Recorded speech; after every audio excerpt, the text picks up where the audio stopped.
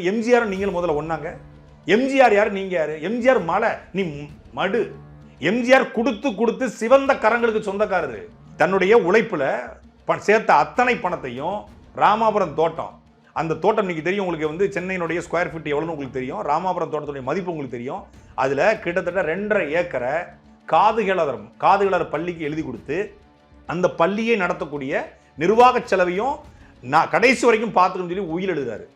அதே போல தன்னுடைய சொந்த பணத்தில் வாங்கிய டி நகர்ல இருந்த ஒரு வீட்டை, ஒரு டி நகர்ல வாங்கின ஒரு இடத்துக்கு வந்து தொடக்கப்பள்ளி தொடங்குறாரு. யாருக்குன்னா சினிமாவில் இருந்த லைட்மேன் பிள்ளைகளுக்காக, தொழிலாளர்களுக்காக ஒரு பள்ளிக்கூடம் தொடங்கி அவங்க அம்மா பேர்ல தொடங்கி அந்த பள்ளிக்கூடத்து இன்னைக்கு வரைக்கும் அந்த பள்ளி அரசு உதவி பெறும் பள்ளியாக இருக்கு. அப்படி வந்து எவ்வளவு உதவிகளை செய்ய முடியுமோ அவ்வளவு உதவி செஞ்சாரு. 1952 இந்தியாவினுடைய பாதுகாப்புக்காக நேரு நிதி திரட்டும் போது 75,000 ரூபாய், அன்றைய தங்கத்தின் மதிப்பு ஒரு பவுன் 83 ரூபா, இன்னைக்கு ஒரு பவுன் மதிப்பு 83,000 ரூபாய், கிட்டத்தட்ட 85 கோடி மதிப்பிலான பணத்தை ஒரு நடிகராக இருந்த, புரட்சி தலைவராக இருந்த எம்ஜிஆர் தூக்கி கொடுத்தாரு.